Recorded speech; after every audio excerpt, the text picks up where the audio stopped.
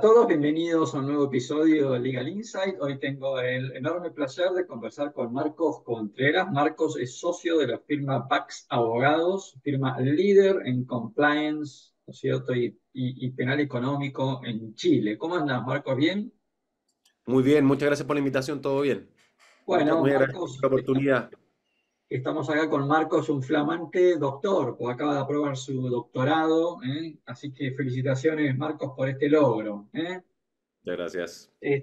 Bueno, vamos a hablar con Marcos, que es un experto, sobre ley de delitos económicos, esto, ¿no es cierto?, en Chile, ¿no? Entonces, la primera pregunta que te quiero hacer, Marcos, para ir de lo general a lo particular, es contanos un poquito cuáles son los cambios más relevantes que introduce esta ley.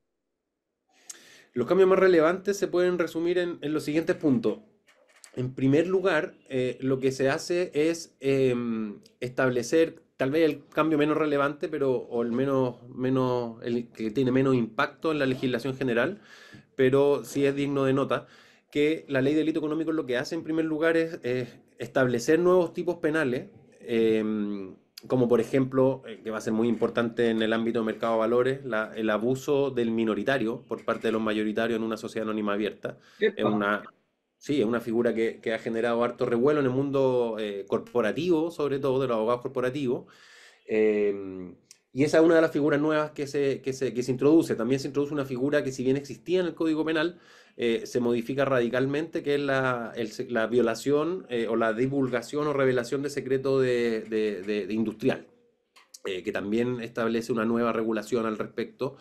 También se regula la estafa, que teníamos una regulación decimonónica.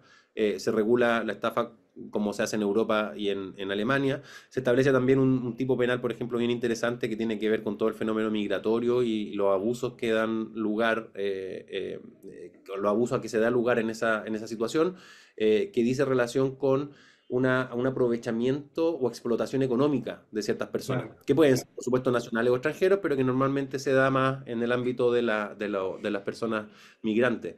De modo tal de, por ejemplo, pagarle un sueldo muy por debajo del sueldo mínimo o establecer rentas de arrendamiento muy altas. Esas son las figuras, así como un paneo general de las figuras nuevas, pero sin embargo la mayor modificación o las modificaciones más importantes de la ley de delito económico dicen relación con las consecuencias penales asociadas a la comisión de estos delitos. A ver, Eh, contanos. Esas son las más importantes, y principalmente lo que se hace es establecer, en primer lugar, un sistema diferenciado de atenuantes y agravantes. No se utilizan en los delitos económicos, que son alrededor de 200 y tantas figuras que se categorizan en cuatro categorías en la ley. Lo que se hace es establecer básicamente un sistema diferenciado del Código Penal de atenuantes y agravantes, Ajá, lo que es de toda lógica, por cuanto, por ejemplo, en los delitos económicos normalmente la irreprochable conducta anterior se da por descontado, no hay antecedentes previos normalmente. Pero sí se claro. establecen atenuantes y agravantes específicamente diseñadas para la actividad económica, como por ejemplo, una agravante que ha generado mucho revuelo, el cometer el delito desde una posición de jerarquía superior dentro de la organización empresarial. Eso cuenta como una agravante muy calificada, Claro. relacionado con lo que les voy a contar después. Tendencialmente va a significar una privación efectiva de libertad. Esa es la segunda modificación relevante. Primero, hay atenuantes y agravantes especiales. Y en segundo lugar, lo que se hace es establecer un régimen diferenciado de pena sustitutiva o de beneficios de cumplimiento en libertad de las penas. A diferencia de la regulación general del Código Penal chileno, en Chile la pena suele contar como una advertencia. Si uno no es condenado a 5 años y un día, casi automáticamente, y esto está parametrizado, está estudiado, en un 90 y tanto por ciento de los casos, se decreta una pena sustitutiva de libertad vigilada intensiva, no muy rigurosa, digamos. Pero en el ámbito de los delitos económicos ahora, esa regulación general no rige, sino que rige una forma de cumplimiento alternativo de la pena especial para los delitos económicos, que tendencialmente es mucho más restrictiva. Se elimina, por ejemplo, toda la posibilidad de libertad vigilada intensiva, que son los delitos de 3 y 1 a 5 años, los más graves dentro de los Ajá. delitos menos graves, digamos. Y de ahí para abajo hay cumplimiento domiciliario o arresto nocturno en algún centro penitenciario, pero tendencialmente el cumplimiento va a ser efectivo. Sobre todo cuando hay un agravante. Si hay un agravante, no importa cuál sea la pena, en términos tendenciales, porque hay mucha minucia, pero en términos tendenciales, si hay un agravante muy calificada, como por ejemplo cometer el delito desde la cúpula de la empresa, la pena va a ser cumplida efectivamente. Es decir, Esa es la que, cosa más radical. es decir, que lo que se denomina como el enforcement en esta ley, lo que se busca es persuadir a los, digamos, ejecutivos a que tengan mucho cuidado de no caer justamente en estos tipos penales. Totalmente, Bien. totalmente. Ahora, Y es- me interesó muchísimo esto que acabas de mencionar al principio, de que se lo considera como derecho o delito económico el abuso de la mayoría, ¿no es cierto?, mm, en el régimen de oferta pública. Es decir, que si el minoritario en una, digamos, contienda societaria, ¿no?, logra demostrar que hubo abuso de la mayoría, podría, ¿no es cierto?, ir a los tribunales penales a solicitar, ¿no es cierto?, que se condene penalmente a los accionistas que, digamos, ejercieron el voto de manera abusiva para que sean condenados en sede penal. Tal cual, así es. Esta es una figura que se conoce de larga data en Italia, que está regulada, están regulados los delitos societarios llamativamente en el Código Civil. En España también hay delitos societarios y en Alemania. En Chile no había. En Chile lo único que existe como delito societario desde el 2018 es la administración desleal, la clásica administración desleal que se establece en todos lados. Pero delitos societarios propiamente tal, como abuso de posición del mayoritario, no existía en el derecho chileno. Eh, Sin embargo, esta figura, claro, ha sido muy criticada por su amplitud, pero en realidad no es tan amplia porque no solo se requiere que se abuse del minoritario en términos de un perjuicio a su posición, sino que además ese acuerdo debe generar un perjuicio a la sociedad. No es cualquier abuso más bien acuerdo que sea abusivo en relación con el minoritario lo que va a ser delictivo, sino que solo en la medida que sea además perjudicial para la sociedad. Ok, entiendo. Y ahí la condena también es una multa o es una condena de prisión para los No, condena accionistas. de prisión, y Ah, dependiendo de la atenuante y agravante puede ser efectiva. ok, mira qué interesante. Con lo cual, en línea con esto, vendría como la segunda pregunta, porque están muy vinculados. Es, ¿cuántos de los nuevos delitos tipificados hoy en la nueva ley tienen que ver con justamente esto de transparencia y gobierno corporativo? ¿Muchas?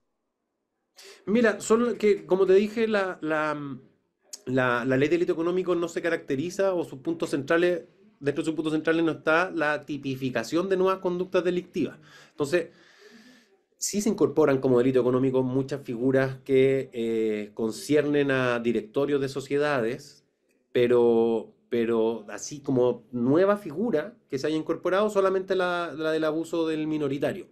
Dentro de las figuras generales que se incorporan como o se categorizan como delito económicos con las consecuencias jurídico-penales que ya señalamos, por supuesto que hay que nombrar legislación de la ley de banco, algunas figuras delictivas que existen en ese ámbito, legislación de mercado de valores sobre todo. En el ámbito de mercado de valores hay mucha regulación, cuando se trata de oferta pública de valores hay mucha regulación penal al respecto. Información falsa al mercado, difusión de noticias falsas con el afán de alterar el valor de la Mm. acción, uso de información privilegiada. Todas esas figuras se incorporan como delito económico. Y eso es con una manga bastante ancha. La categorización que se hace de delito económico es, como te decía anteriormente, son alrededor de 200 y algo figuras. Depende cómo uno las cuente, porque a veces hay figuras con dos o tres conductas típicas. Pero tendencialmente se incorporó todo, todo lo que tenía que ver con algún tipo de criminalidad económica, no quedó nada fuera.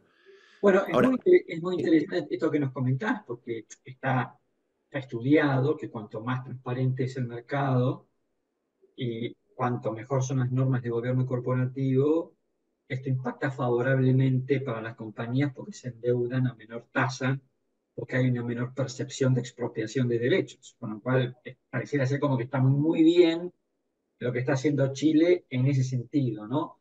Con lo cual, acá la pregunta que te hago, Marcos, es, ¿acá ustedes han seguido algún modelo específico, una sugerencia de la OCDE? ¿Qué es lo que ha hecho Chile en este sentido cuando deciden sancionar esta ley? ¿Es porque se les ocurre o porque han tomado algún modelo de afuera?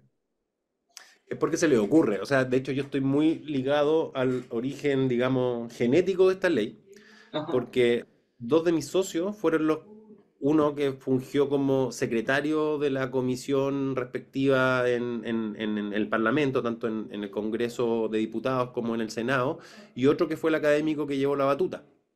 José Pedro Silva el primero, Antonio Bascuñán el segundo.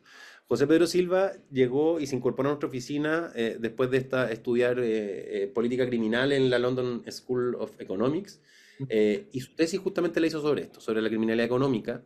Y llegando a Chile, desempleado todavía, a los pocos meses se incorporó a nuestra oficina, se le ocurrió empezar a promover este proyecto con grupos políticos, y se armó una bancada transversal desde la Cámara de Diputados en la Comisión de Justicia y se empezó con este proyecto, con un grupo de académicos que lideraba mi otro socio Antonio Bascuñán. Y esto obedece históricamente a la coyuntura del estallido social del año 2019, en octubre en Chile, y el 2020 es cuando, como parte de la reacción política al estallido social, es que tenía mucho que ver con la sensación de abuso de la ciudadanía, con algunos crímenes económicos que habían ocurrido o políticos. Es cuando el Congreso y los políticos ven el momento propicio para poder emprender una modificación tan radical como esta. Pero no fue recomendación de la OCDE, como sí, por ejemplo, fue el 2010 el establecimiento de la ley de responsabilidad de personas jurídicas, que fue un claro. compromiso explícito con la OCDE. En este caso no, en este caso fue pura iniciativa criolla y se fue encontrando el espacio político. Los políticos tanto de izquierda como de derecha transversalmente apoyaron el proyecto. Finalmente, en el Tribunal Constitucional, antes de la aprobación final del proyecto, que como trámite obligatorio tenía que pasar por el Tribunal Constitucional, por tratar algunas materias orgánicas, hubo un grupo de parlamentarios muy menor que con un grupo de abogados presentaron un requerimiento al Tribunal Constitucional objetando algunas cuestiones de constitucionalidad de la ley y eso fue rechazado. Pero todo el espectro político se cuadró tras esta ley. Muy Eh, interesante, porque como modelo a mirar, la verdad que vamos a ver los resultados, pero lo cierto es que como modelo, muy interesante. Al Y es menos, el único modelo, es completamente sui generis, el único modelo así en el mundo. Por supuesto, hay influencia, sobre todo alemana, en algunas peculiaridades de la ley. Por ejemplo, algo que no te comenté, como de las consecuencias jurídicas asociadas a esta ley de delitos económicos, también cambia el sistema de multas. Las multas en el Código Penal son abstractas y son normalmente bastante bajas. Las multas ahora, también como en el sentido que tú señalabas de desincentivar o de enforcement a la regulación penal y societaria en general, las multas, dado el sistema alemán, eso se copió casi vis a vis del sistema alemán y español, pero más del alemán, se establece un sistema de días multas que tiene que ver con el patrimonio del infractor penal. Se calcula entonces, se hace una equivalencia entre la gravedad del delito, la pena corporal asignada, y después de esos, puede ser 300 días, por ejemplo, se multiplica por el promedio de los ingresos del infractor el último año previo a que se inicia la investigación en su contra. Entonces también ese es un enforcement bien importante a título personal. bien, bien. Para ir cerrando esta tan interesante charla, Marcos, me quedaría con vos hablando todo el día, de esto, ¿no? Pero me parece súper interesante, y además es novedoso, así que más me atrae hablar con vos. Contanos un poquito, mirando a futuro, qué tips o qué recomendaciones le darías hoy, ¿no es cierto?, a ejecutivos que están medio como en una silla eléctrica. ¿Qué les Ujú. dirías? Bueno, previo a eso te cuento que yo he tenido conocimiento ya de directores, por ejemplo, que han optado por dar un paso al frente del directorio, siendo incluso dueños muchas veces o mayoritarios de la sociedad, por el temor que les genera este estatuto tan riguroso. Eh, Sin embargo, como te decía anteriormente, la pena tendencialmente efectiva se va a dar normalmente en aquellos casos en los que las penas sean relativamente altas y que haya una agravante muy calificada. Si es que un director simplemente omitió un control, eso de hecho cuenta como una atenuante. Si la conducta que se le imputa a un director consiste simplemente en no haber impedido el delito que se cometió en el seno de su empresa, eso va a contar como un atenuante. Eh, y lo que yo recomendaría, sobre todo en el ámbito de los delitos imprudentes, que también hay varios delitos del catálogo que son imprudentes, es que se establezca, y así lo he recomendado a varios de nuestros clientes, que junto con un modelo de prevención de delitos de la empresa, Mm, paralelamente se establezca un modelo de prevención de responsabilidad personal, por llamarlo de algún modo. Que lo claro. que quiere decir es establecer una serie de medidas, podemos llamarlo de otro modo si se quiere, pero podría ser como la muestra de la blancura o la comprobación de la diligencia. Pasa, por ejemplo, con los accidentes viales o los accidentes laborales. Acá en Chile hay mucha actividad minera y eso ocurre más o menos, lamentablemente ocurre de forma frecuente. Existe el riesgo de los directores o de los gerentes superiores de ser imputados no por haber dispuesto de forma deficiente la organización, sino que simplemente por no haber adoptado las medidas para que esa...